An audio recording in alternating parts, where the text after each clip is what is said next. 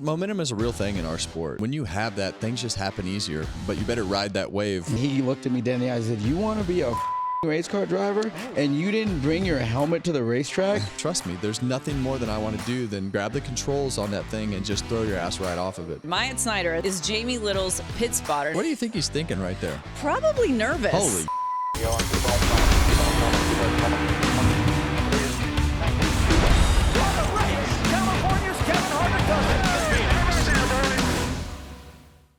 Welcome to Kevin Harvick's Happy Hour, presented by NASCAR on Fox. I'm Kevin Harvick. She's Kaitlyn Vincie, an official Fox attire. Fox attire Mamba Smith. Yes, sir. With his That's top the button buttoned. First time I've ever seen him wear a Fox shirt. I like the Fox shirt, and also they make my arms look really big. I've been in the gym. Oh, so they're was really, that the motivation? Either your arms look big or your shirt's too small. the shirts can't have tell been the which one same. it is. Well, either way, that means I'm getting there. It's the fit, It's one way or fit. the other. Yeah, we're throwing a fit. Speaking of Yeah. throwing a fit, Kev, I got to be honest. Your shoes, the shoe socks shirt game today. Yeah. Thank you. It looks like you really thought Yeah. about The it. palette. I got home at The color 3 a.m. palette? Yeah, the color palettes do. I got home at 3 a.m. So the sun was up when I got dressed, I guess is what I was saying. Oh, yeah. Yeah, so you had some troubles leaving Austin, right? Yeah. Got stuck in Austin for a I bit. love that. The best part about that is when he was getting back, I was just going to the airport that in wild? Austin. Yeah. Yeah. So Well, at least you both made it. we made We're it. here. We're here. That's a positive thing. Welcome into another edition of Harvick Happy Pod. We have a lot to talk about, leaving a very eventful race out in Austin, Texas. Coming up Yes. next will be Phoenix, and Phoenix? you've got some sips on tap. Oh, no, for the us. sips were cool. Sipses. The sipses are cool. I had a fan tell me this weekend, hey, just make sure you tell Mamba that the sips is the best part of the show. You Did had a he? fan tell you that? Yeah, I had a fan tell me that. I told him, I said, you should quit listening because obviously you're not paying attention for the right reasons. Listen, man. Look, You've always said it. They come for Kevin. They stay for Kaitlyn. But their favorite part of the show is the Mamba Soldier sips. Is that right? Yeah, that's what they keep telling me. Interesting. I like the mentality here. Yeah, there you It's go. a trifecta. You like the confidence. Yeah. Where can they follow us on social to stay with us? Harvick Happy Pod. There you go. All day long, baby. And make sure you subscribe to our new YouTube channel as well. Yeah, that was a no-looker, by the way. I didn't look at my paper beforehand. I was just Yeah, looking he at didn't even Kaitlyn. have to look. Well, that's a plus. At least you're studying. Yeah. He is Gotta studying. watch him. How was your weekend out in Austin, Texas overall? My weekend was good. It was 80 degrees, so still a bit windy, but it was nice to go to the racetrack and not be cold. That is nice. After we went to Atlanta and the Clash and even Daytona was Yeah. It's chilly. It wasn't warm for Daytona, but it was a great weekend. I think to start off with a couple super speedways and then be able to go to a road course and see where everybody's cars are. Right, we've got more horsepower. We've got the simplified diffuser on the back at all the short tracks this year. We had it on some last year, but I think that everybody had a lot of questions about the power and what that would do. But it's definitely changed some things. I think we all had questions about where the Chevrolets would be as far as the balance of their cars. Didn't really see many of them other than SVG this weekend. Ross qualified up front, kind of fell back as the race kinda went made on. his way up.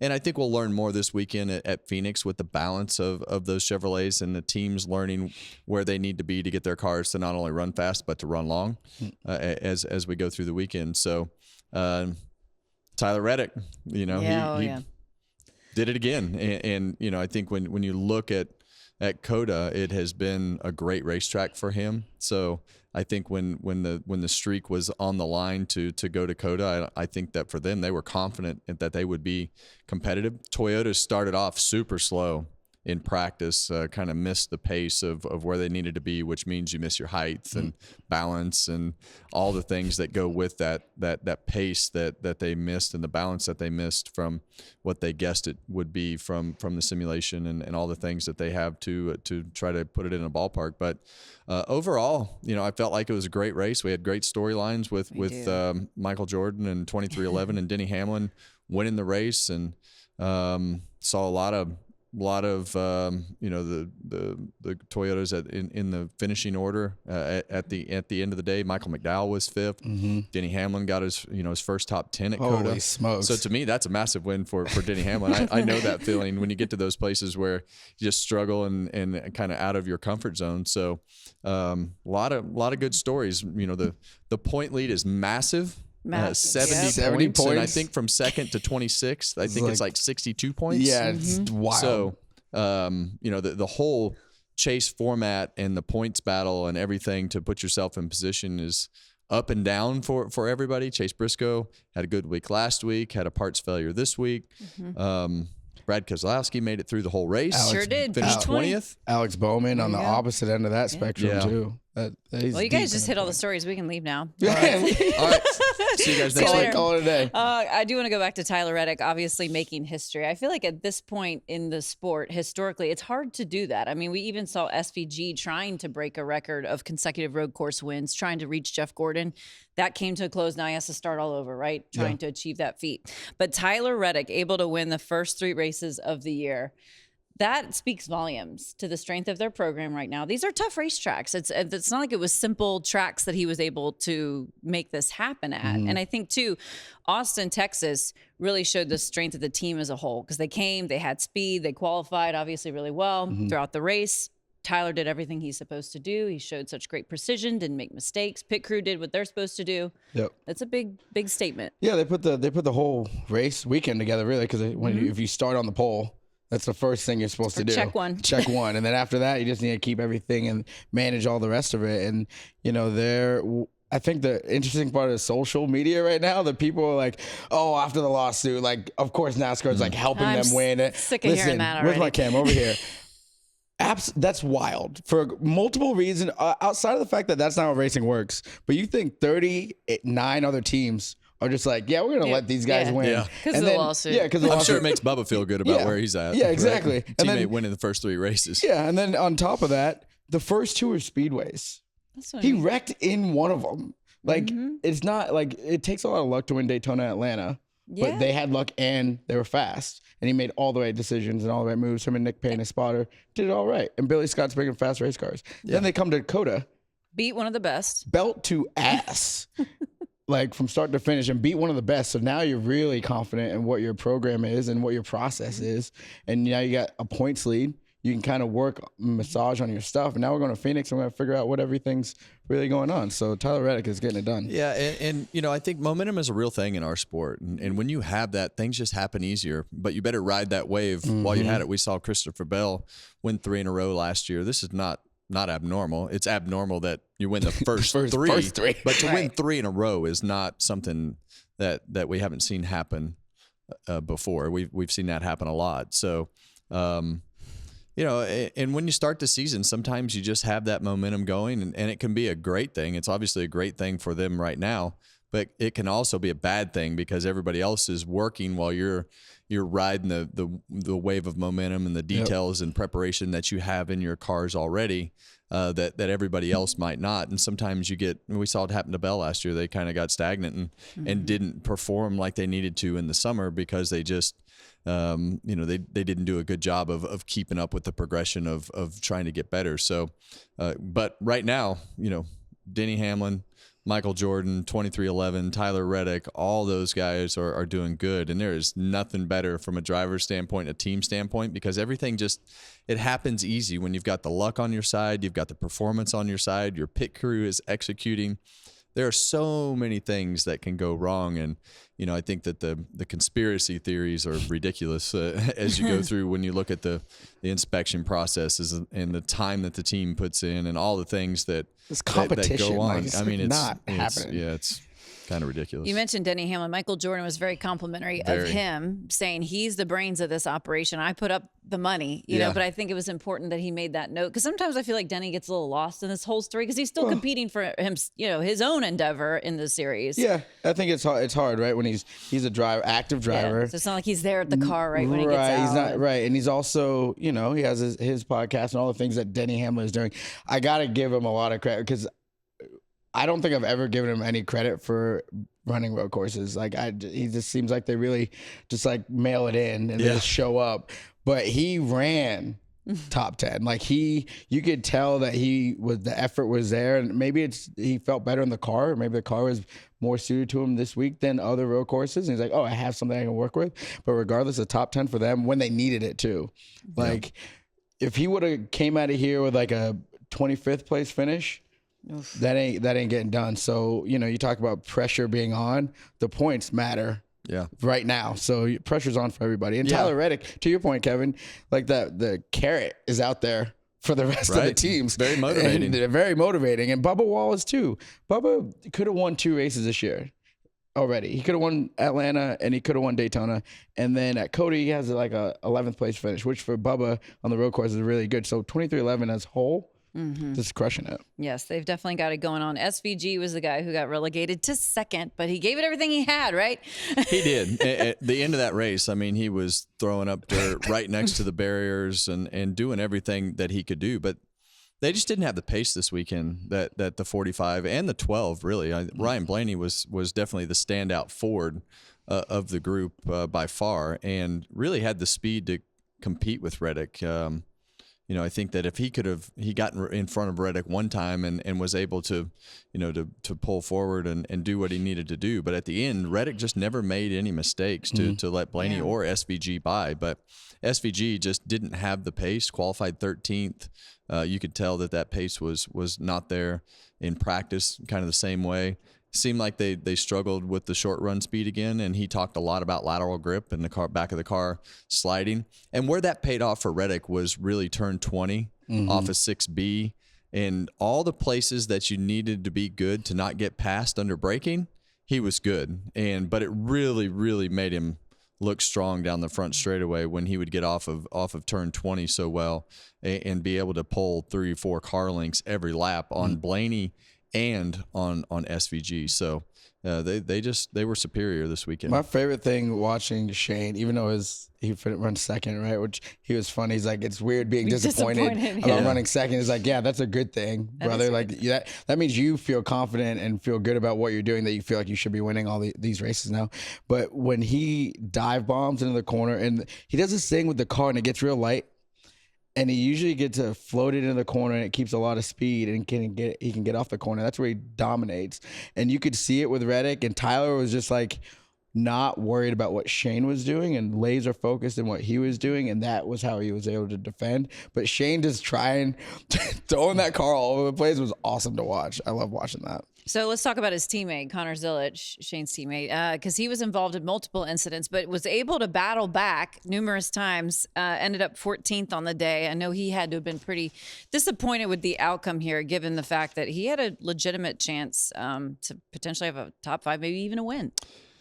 Did you think? I thought he was in position to contend at the end. When he got to a certain point in the field, he had arguably the second fastest car and equal to Tyler Reddick at the end of that race. And, he just wound up in a few spots, and you can't really blame it on track position. He had that last restart in 4th right there with a chance to race for the win, but didn't qualify well, got himself in the back and got torn up with a chain reaction the first time he spun, second time, kind of all the same scenarios. But Connor did a great job and had some bad luck on Saturday with the brake hat failing, and then on Sunday just wrong place, wrong time a couple times, but battled his way back to the front in all those scenarios. So had the speed, but doesn't have much to show for any of it, from a point standpoint. Out of the first 3 races. So they're definitely having an uphill battle as they go to places that now, you got 2 super speedways where you can be kind of off your game, and now you got to go to Phoenix and figure it out. The one comment he did say after the race is, at least I know I can do this. Yes. Like, I was there in the mix. He needed that. Had to have that this weekend. There's no doubt. Like, Connor Zilisch he's him. Like, he should be in the Cup Series. He's ready to compete at a high level. Being able to make those passes and come through the field. That restart where he restarted 4th, that's the one he probably wants back the most, because you can tell he kind of went wide to give the room to try and not get wrecked. And the wider he got, the quicker they all kind of got in there and shoved it in there like 4 or 5 wide, and he gets taken out on the top, because I think it would have been a wild show. The 97 and the 88 trying to figure out how to put the pressure on the 45, and it's going to happen, right? Throughout the year, like Connor and Shane are going to be in that situation together, and double teaming or whatever driver team is in front of him, and it'll be fun to watch for sure. Well, and the other thing is, as Connor goes through this process of understanding the limits of the car and how to qualify better in those situations on the road courses, will give him a better shot because of not having to put yourself in the back of the pack and in the chaos of the field. So, yeah. I think that the going back to SVG, the interesting part for him is COTA seems to be his kryptonite. It's just not. It's not. He doesn't show the same ability at COTA that he does at the other road courses that we go to. Yeah, why is that? COTA is just it's a very unique racetrack, and I think you saw this through the S's with Shane. He was just so good at putting his car right next to the barriers and getting that rhythm through the S's, and he'd make up all that time that he would lose to Reddick. But when it came down to those, so you've got the rhythm, flowy section through the S's, and then you've got the short junk through the stadium and all the heavy braking and stuff into turn one. So you've got so many different styles of things that go into making the car balance be right that you can't manipulate it through all those sections. And I think turn 20 exposed that a lot. He just wasn't able to get his car rotated like Reddick was, and Blaney really had the best turning car. SVG got by him at the end of the race and kind of put him back to third, and that was kind of the end of his day when he started getting shuffled. It doesn't seem like the Ford is as good in traffic as it needs to be, and if he had clean air, I think he probably would have been okay. But I think the SVG to the 45 of Reddick, I just, his car didn't handle like it needed to be able to get off the corner and accelerate with Reddick to really showcase the techniques that he could use under braking and to make those passes happen. He just never was close enough. Yeah, we should, as fans of this form of racing that we have now, we should really be thankful for SVG because he's made everyone better. And they're like, nobody wants to get their ass whooped. Right. It's embarrassing when you get your ass whooped. And he was doing that, and everyone has stepped their game up. And the gap, you could see the gap kind of getting closer, but it's like also how much is Shane allowing the gap to get closer? Well, we saw it at COTA. And then Tyler Reddick even talked about it in his interview. He's like, we wanted to beat Shane. Right. We've been trying to beat Shane. Like all the effort and work. I think he was as happy about beating Shane at COTA as he might have been for a Daytona 500, just because that's the type of pressure that they put themselves under to try and beat the best. Well, it's so much on the driver there too, right? Like, that goes back to your preparation and all the things that you do in the simulator and video and studying and being able to get better. But it has been by far Tyler Reddick's best road course. Yeah, I mean, since he was at RCR on the road course, he's been good there. It was also a good race for Ty Gibbs, who also finished in the top 5, was able to collect points as well. What did you see out of him? Well, I think you can, when you look at 2311, I mean, they have an alliance with Gibbs, and I think that Joe Gibbs Racing with Christopher Bell. They're in third, and Ty Gibbs in fourth, Denny Hamlin in 10th. Briscoe was up in the front all day. Bubba finished 12th. So it was a really good day overall for all of those cars to be able to perform well. So, but for an instance like Ty Gibbs and Christopher Bell, they needed to have a solid day. They needed to score stage points. Ty scored a ton of stage points to be able to win the second stage and then finish 6th in the first stage and do all the things he needed to from a point standpoint. Because we talk about how big the points lead is, but from second down to 20-something, it's pretty tight. Yeah. It's a lot tighter. So I think he was 32nd or 33rd in the points going into the race and wound up 17th coming out of the race. So great way to put yourself back in contention, because you really need to be in that top 7 when the points reset if you're going to have a chance at winning the championship. Yeah. So Ty Gibbs finishes 4th. You mentioned his teammate Chase Briscoe, who was having a good run until they had something break in the transmission, which derailed their whole efforts. Then he had a hard time finding the DVP. Did you guys hear this on the radio? God, that was hilarious. James Small, very frustrated, said, read the map. Yeah. No, that's not what he said. He said, well, I'm leaving out some of the verbiage, but yeah. Well, yeah, I know that they were all frustrated at that point, but even if you read the map, when you get on pit road, you're looking all around the buildings and the pit boxes. It's got to be a little confusing. Cut the guy some slack. Tell him where the damn opening is. Let's go. I mean, they are primed for this season. I think in the 19 camp, I think they're gonna have a really strong showing throughout the rest of the year. The speed seems like it's there. Chase seems locked in. I mean, obviously, you have some moments with your family members that sound a little, harsher than other moments, but I think they're fine. That's just how it goes, and that's just James. And I think Chase loves James for that same thing because that's what's going to put him in victory lane too. He's led laps in every race, over 20 in the first 2 in each of those races, and then obviously he led laps yesterday before that happened to him. So you referenced. You got something? Oh, I was just gonna say something about Seabell real quick. I thought his speed early. I was surprised how much it dropped off. Every run. I thought he was going to be contending contending in the top 3. And he would get there, it'd start there. You're like, oh, okay, he's going to be good.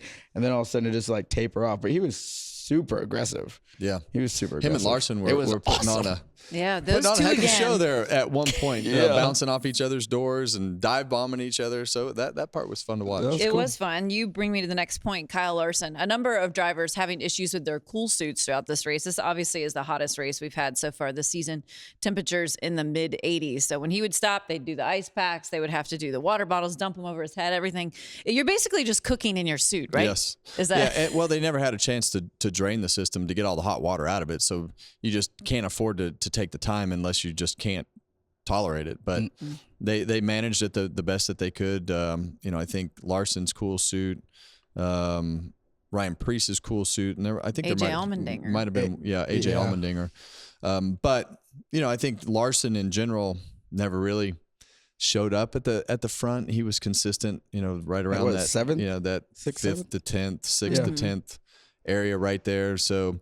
William Byron, I thought at one point, I'm like, man, he looks like he might be able to contend, but it just never seemed like the Hendrick cars were in the same league as SVG and some of the Gibbs cars, and so that's what we talk about with the balance piece of a new body, and getting that figured out. Once they get all that information from a race weekend like this, and then they're going to go to Phoenix and do the same thing, but definitely not the weekend that you would at least expect one of those cars to contend for a win, and Larson was mediocre. Yeah, I want to give a call to the colleague team of the 16 with AJ for sure, because they had one of their better qualifying efforts, and then he fought. Obviously, he didn't have. It was cooking like a lobster. I mean, he said on the radio, he's like, I don't know if I'm going to make it. Yeah, and then at the end, we see that quick shot of him laid out basically with all his gear on, which is super scary. And I'm glad that Mike was able to you guys were able to in the booth to get the information to everybody, because I know a lot of people were worried. I texted AJ and I said, when do you think it went out? He said, I started getting hot at the end of stage 1. Yeah. And I said, how hot did the car get? He said the car was like at 130. And I said, how? And he goes, the water was at 100. So the water in the system was at 100. That was just cooking him as the car is like 130. That sounds horrible. And let's not forget, this is a full day's work, whether your cool suit is working or not. It's just, there's not a lot of caution laps, not a lot of times to take a break. There's a lot of shifting. The car hits the ground a tremendous amount here. So just that constant pounding of all the bumps and all the rub blocks hitting the ground it's a tough day's work on the driver, because you have so many shifts and so much going on inside the car. The cars are hotter anyway, because you go down the front straightaway fast, but the rest of the lap is pretty slow. So you don't get a lot of time to cool everything off, and with all the heavy braking and things that are happening there, it just builds more heat in the car. So it's a fatiguing day for the drivers in general, let alone when everything's not working with your cool suit. You got to have a different mentality to allow yourself to cook like a lobster and then still run around. Because our guys are so tough, and I don't think that toughness really gets. We're either tough or dumb.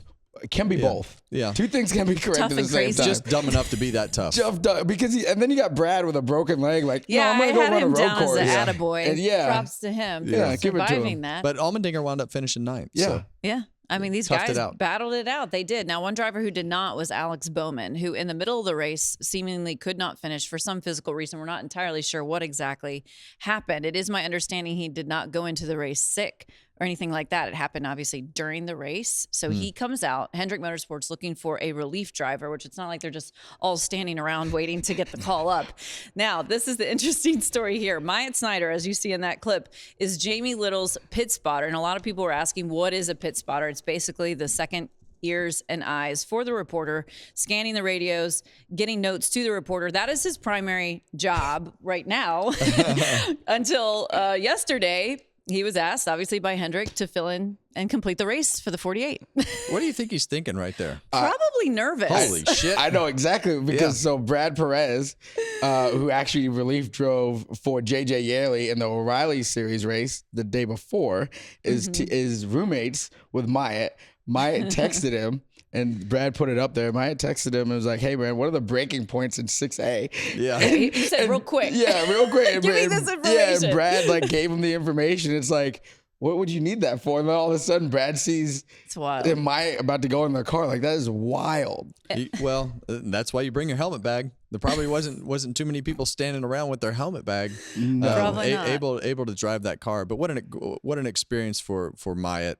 We saw Dale Jr. do that a number of years ago in Kyle Busch's car, and then ultimately wound up at Hendrick Motorsports, and how things can change. But I don't know. I mean, you never want to speculate on somebody's health or what's happening, but it just feels like the 48 thing is just kind of unraveling right in front of us. Haven't had a good week yet as far as performance, and COTA was definitely one of those places where Alex Bowman hadn't finished outside of the top 10 ever. That's a good spot for him. In the first 5 years, and really never did anything to go forward on the weekend. So they've definitely got some things that they got to work through pretty quickly. Or it's going to unravel pretty quick. Even before the situation occurred with his health, they had the uncontrolled tire also on pit road. So there was a mistake there from the pit crew. I want to go back to Myatt for a second, though, because I obviously work with him every weekend. We share the same office space in the trailer. And he is a grinder. I mean, he is always on his computer, emailing sponsors, trying to set up his next opportunity with racing, because he wants to be back behind the wheel. That is obviously the ultimate goal. But he's kind of one of those people that's willing to work any kind of job just to be involved in racing and still making connections and still talking with teams. And that's kind of, I think, why he's in that spotter role. So Jefferson Hodges, who's over at Team Penske, I used to work for him at the diversity team at Rev Racing. And one time when I was a mechanic just trying to figure it out, one of the drivers couldn't come to practice before the race, and they were late. And he was like, "Mamba, you want to?" He's like, "Get in this thing." And I'm like, "Hell yeah!" But I didn't have any of my gear. I had none of my helmet, none of my fire suit, because I was scared to have it with me and then them think that I wasn't committed to figuring out life here. And he looked at me dead in the eyes and said, "You want to be a race car driver and you didn't bring your helmet to the racetrack? Never again." And so why didn't they call you? You could have been in that 48. So hell no. Do you still bring it? Huh? Do you still bring it on now the weekends? I do, yeah. Now it makes it. Did you have it there this weekend? No, I wasn't going to be doing that. No. Wow. I mean, you never know. Road course, I don't you even... got an O'Reilly car. You got sports cars there. Listen, I'll bring it to the ovals. You were going to run some ARCA races, didn't you say that? Yeah, no, I'll bring it to the ovals. Okay. Yeah. Okay, not a road course guy. Not a big road course guy. I got you. Oh, there you go. Yeah, well, interesting stories definitely coming out of COTA on the Cup Series side. Some things we didn't expect. I do want to touch briefly on some of the other series. The St. Pete race for the trucks, obviously the inaugural. Lane Riggs, the short track racer from North Carolina, was the one who got this done, which is awesome. And he talked about how much effort he'd put into preparing for this race specifically. Well, it definitely paid off for him because he definitely drove the thing to the front and kept it there for most of the day. But for me, the win of the weekend was the trucks in St. Pete. Yeah. Great crowd. They didn't have much practice. The truckers made themselves look good by not going out there and just crashing all over each other, and did a great job on the racetrack. And it was a fun race to watch. But Lane Riggs is definitely improving, and that's the expectation that we have for that team, was to go out and compete for a championship this year. Didn't really have a lot of things go right the first couple of weeks of the season to be able to hang their hat on and say we did a great job. But they did a great job at St. Pete and put a whole weekend together, and were able to capitalize on the fast truck and all the things that they were doing right. So Good weekend for Lane. Good weekend for Ford. Ty Majeski's second. We had Dario Franchitti and James Hinchcliffe, Jimmy Hinch, Jimmy Hinch in the truck race. Landon Lewis, his first road course for Nice, and did a great job in both stages and wound up 6th. So had a lot of great stories as we went through the weekend of people that we didn't really know how they would do, but Lane Riggs got it done. Love that. I think it's safe to say trucks should return there. Yeah, I think we should keep doing this whole blending of the IndyCar and the NASCAR. I think it's great for everybody, and it becomes a whole lot more respect not from the garages, because the garages know how hard both forms are, but just the fans and getting to see different drivers. And Lane he's a short track ace, but like, he's really figured out how to drive these trucks at a high level, and I'm super happy for him. Now that he's not throwing his shoulder out after wins anymore, he's got that figured out. Got that fixed. Got that fixed. And then I thought one of the coolest moments was Franchitti and Hinch just banging doors. Like, I thought that was like the coolest thing, because how they never would have probably been able to do that even when they raced the other stuff they raced together. So. Yeah, here it is right here. Here we go. Here's some footage of it. Yeah, it was definitely a banner weekend. It's always a question mark if you put a series in a new race market of how it may go, but they have to feel obviously encouraged from what they saw. It's a well-established event for IndyCar. Always has great participation from the fans, but when you look at the size of the crowd on Saturday and it's just different. And sometimes you don't have to. I mean, if it was that great and you want to go back, fine. But sometimes you just leave the impact and move to the next event. But I think for the Truck Series guys, this is a great street course to learn on. It's got a lot of sections that are wide. It's not like the whole course is street course narrow, and a lot of curbs and natural curbs that they build into the track that you can use, that the trucks actually climbed over the top of and were able to do something different than the IndyCar. So successful event. Great day to be a race fan. You turn the truck race on Saturday. Then you had the O'Reilly race. You had the Cars Tour race on Saturday. A lot of drama there. Then the Cup race and IndyCar race on Sunday, back to back on Fox. Great weekend to be a race fan. We had a race at Kevin Harvick's current raceway.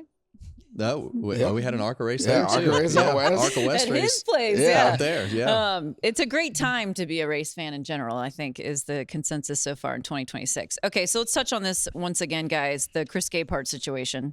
A federal judge did not issue a ruling Friday on whether to impose a temporary restraining order that would prevent Gabehart from working with rival team Spire, and he amended his complaint as well, Chris Gabehart did, formally opposing JGR's request for a temporary restraining order, filing a sworn declaration disputing the allegations of trade secret misappropriation. So what is the latest you have learned on this situation? Oh, well, we're in court again. And, I think that part is not ideal, for the sport. And I think you definitely have two sides to the story. Chris Gabehart defending himself pretty emphatically on how he feels the situation is. Joe Gibbs trying to protect the information that they have at Joe Gibbs Racing. So,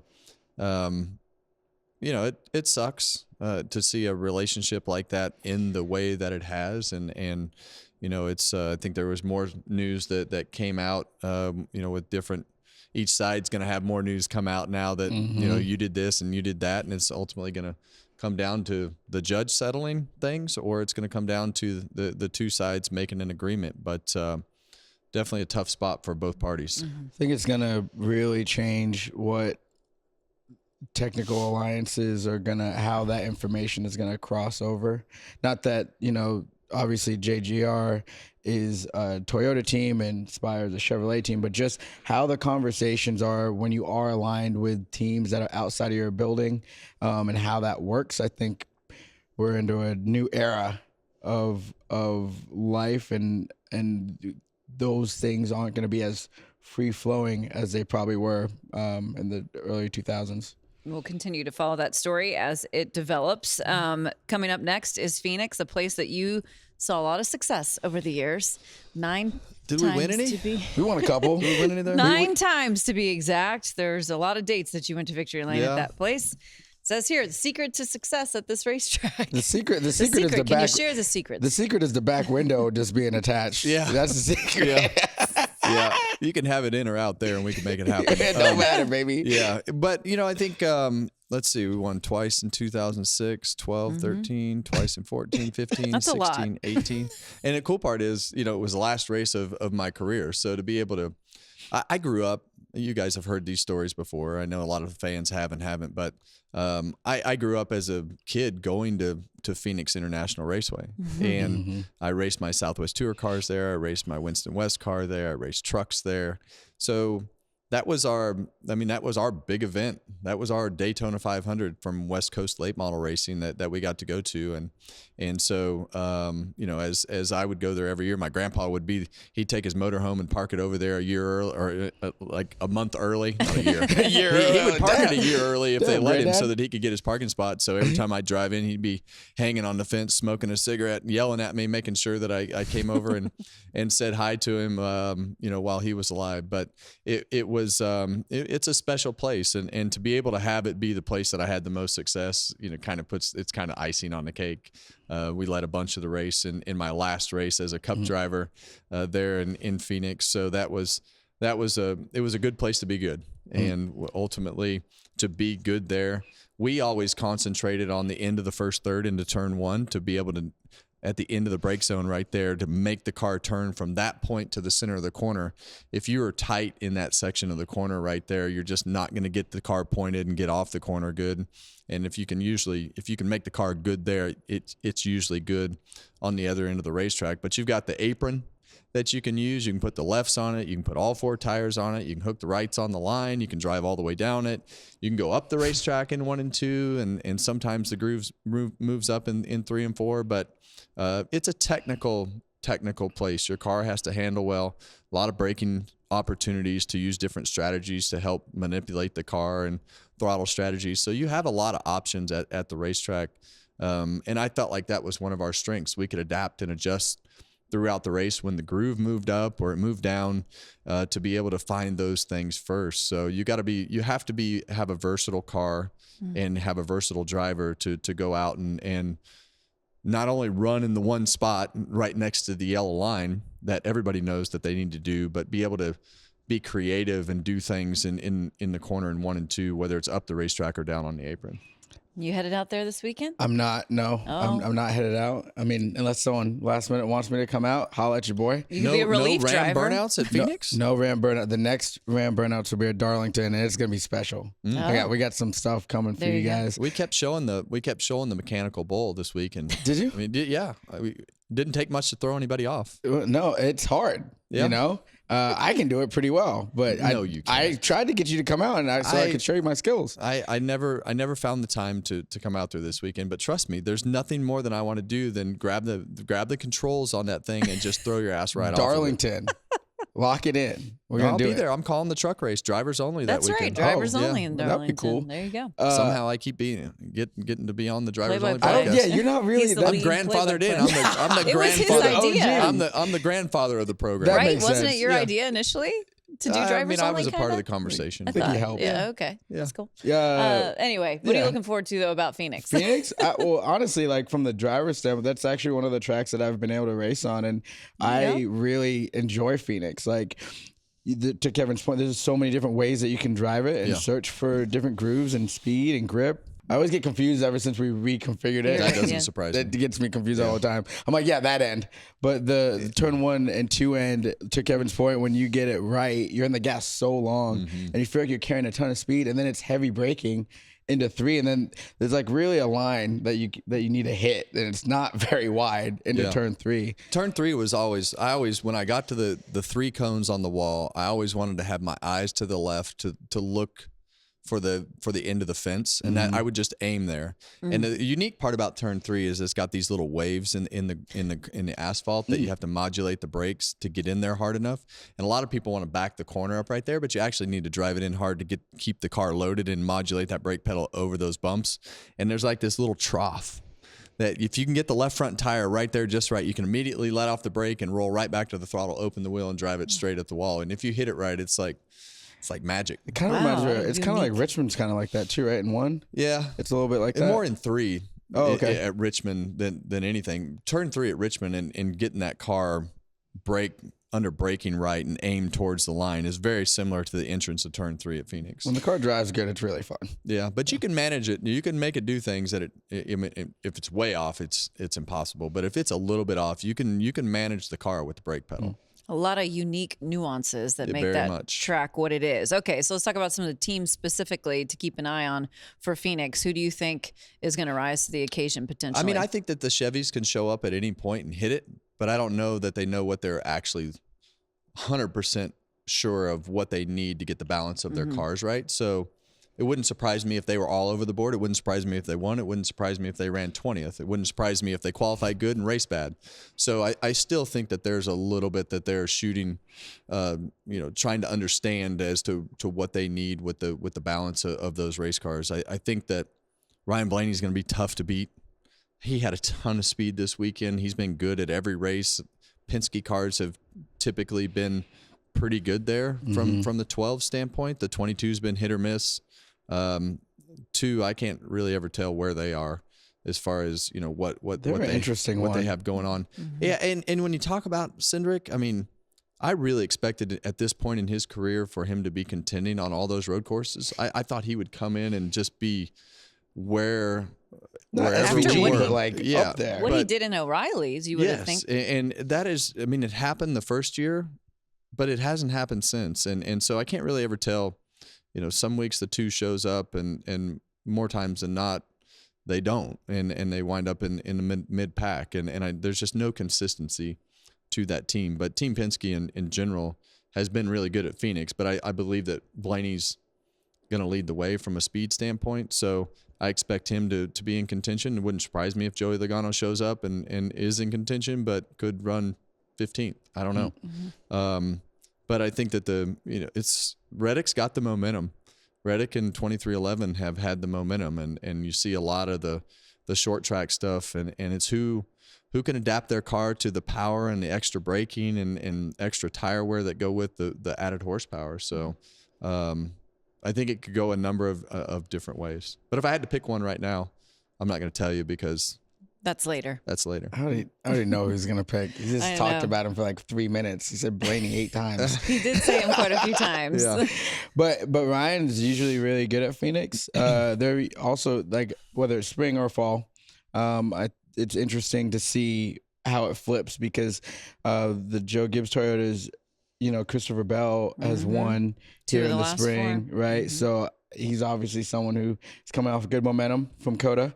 But also sometimes they miss it there. The Toyotas miss it there. It's weird. It's kind of random. It's not hard to do in this car. Yeah. You can do that just about anywhere. I would think, I do think that the 24 and the 5 from Hendrick, Byron and Larson will be up in the mix.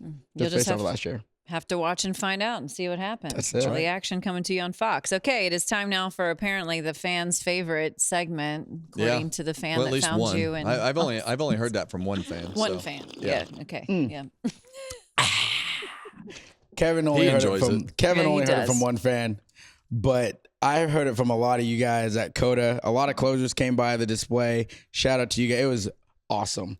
There was so many of you guys that came out and chatted racing and stuff. But also, Kaitlyn doesn't love me like I love her because she just skipped the word of the week at the beginning of the show. But I didn't forget. Let's run the word.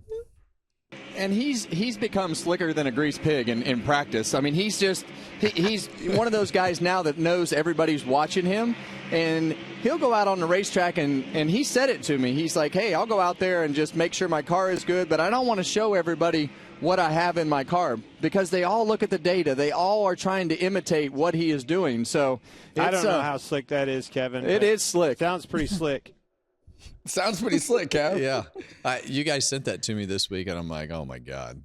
How am I going to use this? Full phrase. So, I mean, there's certain ones like that I have to try to create something before the broadcast start. But this week, I've gotten to the point where I feel comfortable with whatever you guys throw at me. But it's more fun for me when I don't tell Mike and Clint, so they have no idea what's happening. Yeah. And this week, they both looked at me like, slicker than a greased pig. What in the hell? Is this guy gone off the deep end? I'm like, I'm thinking to myself, well, you were committed to it. Yeah, I committed to that one, so hopefully it's okay. Yeah, it went well. It went So well. I realized why I forgot because we just went straight into all those storylines, and I just totally went I followed his lead, and that's why I forgot the word. Sorry. It's okay.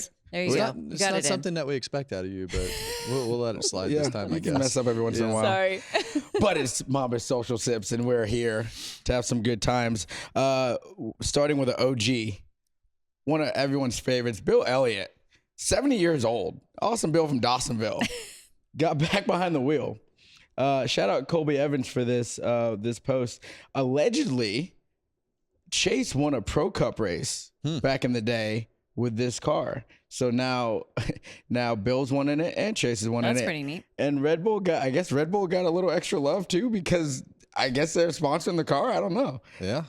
That's pretty cool. very It worked cool. out pretty good. It's always, and it just seems like we have more and more guys just getting back in the cars to So just true. make laps and have fun. And Dario Franchitti was on speed with us and was talking about just getting back in the car, not having any pressure and enjoying it. It's like you hear me talk about the late model stuff. You can get back in the environment and just enjoying the car, but from a competitor's state of mind to getting to that point can sometimes take a while. And I think Bill being back in there, he's run some SRX races and different things, but 70. 70, Yes. still getting it. Good for him. Still getting after it. So maybe Kevin's got some years left in him after all. I mean, I guess I got 20 years left at I was least. going to say there's a pretty big age gap Yeah. between those two. Hey, I'm just saying. We talked about it a little bit earlier on the show, but we actually have the text from Myatt Snider to Brad Perez that you can see there, and then Brad posted it. I think that was so cool. Like, imagine your roommate is getting a shot like this, and you literally just had the same opportunity the day before. I think that's so That's wild. very That's probably never interesting. happened. Yeah. He'll remember that forever, the day he got to step into the 48. I don't know what I would feel like if someone like Chad Cannell said, "Hey, bud, you mind jumping in the 9-car for Go us? ahead and rip Just- some laps just- for us." Yeah. We just got no one else here. We just need to finish this We race. just and need we to don't- finish this. We don't have any options right now. You want to you want to take it for a spin? Yeah, sure. Yeah. All How right. do you start it? Yeah, literally. Which switches do I use? How do I, what wild. not to do? And Yeah. I think he did you know how I know he did a decent job? Because we didn't talk about him after. Yeah. Like he wasn't in the way or anything. I was paying attention, and I looked down at the lap times a couple times. He ran some really good laps. There you go. Yeah, Good I for you, was Myatt. curious. I mean, the car was last. Yeah. Right. And I was curious as to how hard he was pushing it. But typical Hendrick fashion, just go out there and go as fast as you can and keep it on the track. Stuff like that gets you opportunities and other things for sure. So shout out Myatt Snider and Brad Perez, both of them boys. We have a voicemail, guys. Oh, really? Let's hear what this gentleman has to say. I want to know something. I watch the show every week. Those beer cans have not moved in that refrigerator behind you ever. Those have to be like green beer by now. It's the same cans. They never move. See ya. Yeah, and they're gonna stay that way. Just to let you know. What was this boy. gentleman's name? Do we know? I don't have that in my notes. He didn't Yeah. say. did not say. Well, we don't know your name, but those are collectibles. Those There you are go. the original Harvick beer cans. Now the Budweiser's on the bottom. I guess we could drink those. They look good down there, but I wouldn't drink them now. The Harvick cans we're not touching. They're for looks. They're real beers, but they only sold them at Dover when I drove the Harvick beer car. Yeah. So those came from the racetrack. That was the only place you could buy them. They gave us a couple cases, and they live there. That's why we don't drink them. Yeah. They're special. Would you drink one of those Budweisers? Well, that's what I was about to say. In fairness, I did ask at the beginning of this thing like 2 years ago if we could drink those, and you said I would not do that. So That's Yeah. funny that a fan felt so compelled to ask about the I love status the fact of the that they're beers. at least critiquing our set. Well, paying to the attention. point They're of looking at paying the set. attention and looking Yeah. around at what we have. I don't even know what we have. Back Some of there, your but I know it stuff. came out of A our lot of your storage room, things. so yeah. looks good. No, it was great. Closers, no, seriously, they were really out in full force. There's a lot of fans at COTA, and the vibes were really high. And Best vibe at COTA we've ever had. it was by a lot. unbelievable. And it was, I mean, I was Most people, outside the best whole time. vibe. The sun was out. Yes. I had to take my watch off. I was starting to get a line. I was like, I can't come on the show with a watch tan line. That ain't gonna fly. So, and RG3 came out. Oh, really? Yeah, RG3 came by Very the, nice. by the display. Little Ford brother. RG3. Did you see R2D2? No, R2D2 Okay. is not there. The droid. I don't know. Anyways, Kevin, There you go. closers, if you want to leave a voicemail, 805-317-4175. And if you want to leave an email, harvickhappyhour4@gmail.com. Also, I just forgot, we didn't last week give any credit to Sheldon Creed. I want to make sure I said his name because he finally got off the hide and won last week. O'Reilly's. Atlanta. Mm. Do we have a O'Reilly's fax race. machine? A fax machine? Yeah. Yeah. I don't We even know have if a fax people. machine, Tyler. I'm pretty sure we do. What do you need it What do for? you, yeah, what- Well, I mean, I don't know. It'd be fun to have like a fax number too. We got everything else Oh, on here. yeah. Kevin, We need, Send us we need a like fax. a fax machine. do you think these people have a fax machine? I bet you more At of them their have a fax offices, machine than an email. At their jobs, maybe. They could send us a nice little FAX. I think you You guys should are let us playing know, with me, fans. right? Let us know if you have a fax machine. If you have a fax machine, I'm going to go find one at the antique store. We're going to start accepting Mamba faxes. Pictures of yourself, Might as well get a beeper. drawings, whatever it is. We need a number, but they're all going to be addressed. Your faxes will be addressed to Mamba. So if you have a fax machine, let us know. If more than 2 of you have a fax machine, we'll go get one. I think like you're it. tired. You had a hard travel day. I think you're a little tired. Oh, I think you both probably are after a very busy weekend. Okay, it's time now for the last call, guys, and to grade the burnout. And we gave Tyler Reddick very high marks last week. Man, we might have What do should you have backed think? off a little bit last week because this one was just a badass burnout. Exceptional. He's listening. Yeah. They're definitely paying attention when we do this. That's what happens when you win 3 weeks in a row. You got to do it better than last week. So, And the He gearing was delivered. probably great for this too, to be honest. well, I can't believe that the tires didn't pop sooner because this seemed like it went on forever, but all the way down the front straightaway, and then we're gonna do some donuts and come back the other way and See the boys. It's like the tires that would never die. Yeah. The burnout that would just kept going and going. Yeah. You know what happened too is on Saturday, SVG had a really good one. So Tyler, I think, was like, I beat him, and I'm gonna beat him with my I don't know. burnout. too. He doubled up. Saturdays was pretty good. I was actually on pit road for that one while SVG was doing it, and in between the grandstands and the suites right there, everything is so freaking loud. Oh yeah. Oh, yeah. And when those tires blew out, it sounded like a bomb went off in there. And by the way, I know the burnout's still going, so 'Cause it just never it was ended. really good. Nice job, Tyler Reddick. We'll give you a B plus because you know that just those style points. It was a great burnout. Yeah. B+. But those style points from reverse last week, So that's still the top. No, for top sure. one. it's got to be unique. That But was like week's. a good regular burnout, Yeah. like without any extra No style points. Yeah, no style points.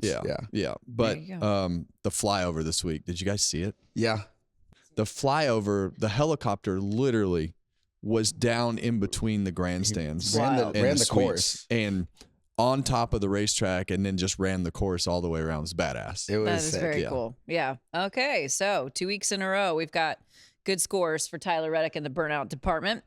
Time now to take a look at the point standings. Well, you noticed? Did you hear her voice The just get a inflection little bit? changed. You heard that? Because Yeah. this doesn't get to happen. Well, to the good me news very is Mama's often. still in last. So I'm not in last. I'm tied for on the second. sheet, you're listed as last. But so. because Alphabetical Kevin and, order. I have a better finish. I finished second. You finished third, so I'm ahead of you. Kevin and I both picked SVG. Obviously, he just said finished second. So Kevin's at 6. I'm at 12. Mamba is also at 6. Your pick did well. I don't Finished like the third. way you said it. Christopher Though. Bell. You like change your voice and everything. Yeah. Like my 6 points is lesser than his 6 So I points. It is. I mean, the tiebreaker right now would be best finish, and I have a second, and you have a third. Your next opportunity to break the tie is in a few days at Phoenix. So you Yeah. might as well cast your vote. You want to go first? No. for your- oh, Yeah, no. I'm picking Blaney. I see. That's why I didn't. Okay. We Yep. knew that was coming. I'm going with Christopher Bell. 2 Okay. wins in the last 4. Has momentum on his side from COTA. See, this Say you. is also the thing. Like, I wait until you guys pick because I want well, to that gain was your points. choice, so don't complain. No, I now. want to gain points. But if I would have picked the It was same your one you choice. picked, you guys would pick them anyway. No, go ahead. You know what? What you got? William Byron. William Okay. Byron. Yeah. So William I'm telling Byron. you, this thing is wide open this weekend, just as it has been at the 2 super speedways. And if you had looked at the first practice session and told me Tyler Reddick was going to win, I would told you that you were the dumbest human being on pit road. And then we go to qualify, and he's on the pole. And I think that Phoenix is that wide open as well. There you go. We got a Blaney, Bell, and a Byron. Triple Yep, B's. triple Oh, B's. okay. Someone's Yeah. going to get it right, hopefully. We'll see.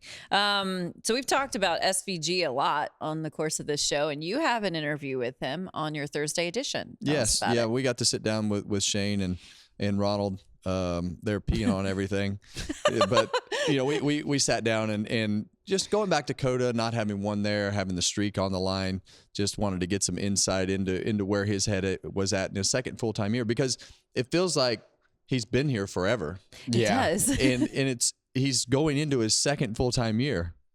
Yeah, I guess the first was 4 years ago at Chicago was his first start. Yeah. And then he ran O'Reilly's for a year. So this is, It's just we talk about him a lot, so maybe it feels like he's been here longer than he has. Yeah, and he's going to win one of the road courses this year, and just so we got to sit down and just kind of pick his brain and where he was on not only the road courses but ovals and his farm life and all the things that he has going on over there. There you go. We look forward to seeing that on Thursday. All right, closers, make sure you subscribe to our new YouTube channel.